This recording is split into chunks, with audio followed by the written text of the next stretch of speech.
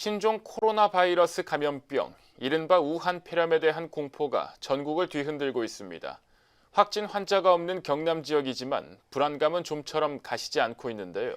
경남도를 비롯한 서부 경남 각 행정관청에서도 대응 체계를 강화하는 등 대비에 나서고 있습니다. 김현우 기자의 보도입니다. 경상대학교 병원 내과입니다. 간단한 감기 치료를 받으러 온 사람을 비롯해 대부분이 마스크를 착용하고 있습니다. 신종 코로나 바이러스 감염병, 이른바 우한 폐렴 탓에 마스크 착용은 필수가 됐습니다.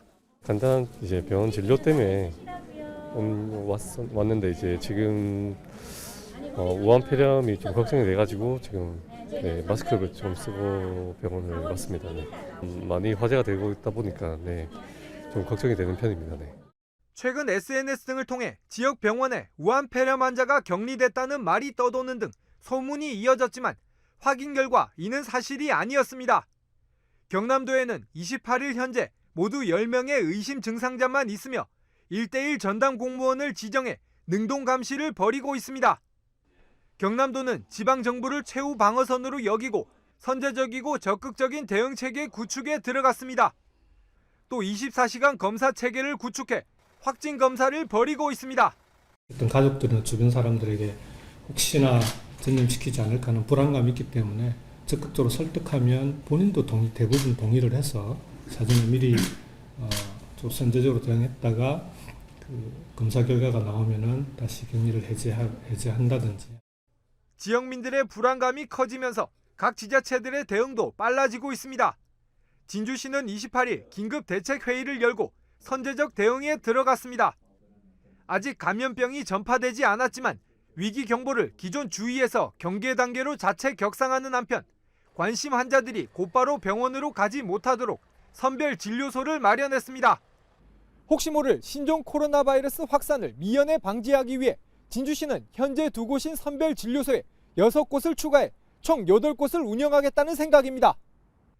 또 경상대병원의 격리치료시설, 이른바 음압병상 가동을 점검하고 보건소 방역대책본부와 24시간 상황실 운영에 들어갔습니다. 어떤 바이러스 형태를 띠고 있는지, 전파력은 어떤지, 증상은 확실하게 어떤지 이런 것들이 처음 단계에서 좀 이렇게 확진된 부분이 아니다 보니까 좀 더 우리가 경계를 하고 더 조심해야 될 부분. 그래서 암만 해도 좀 선제적이고. 교육당국도 비상입니다. 이번 주부터 초중고 개학이 예정돼 있는 만큼 관리 체계를 강화하고 있습니다. 특히 중국 여행자들에 대한 전수조사를 벌이고 있는 실정입니다. 갔다 온 사람 증상이 없어도 자가격리를 할 수 있도록 교육부 지침이 내려온 대로 오늘도 아침 일찍 와 지시사항을 내려했기 때문에 협의성까지 잡고 있다가 지금 현재는 오늘 오후 들어서는 아마 중국 전역 방문자까지 학부모까지 조사를 지금 하고 있는 중이기 때문에 확산되는 우한 폐렴 공포. 전문가들은 마스크 착용과 손 씻기 등 기본 수칙만 잘 지켜도 전염을 어느 정도 막을 수 있다고 조언하고 있습니다. 또 혹시라도 의심 증상이 발생하면 지역 보건소나 1339로 문의해야 한다고 강조했습니다. SCS 김현우입니다.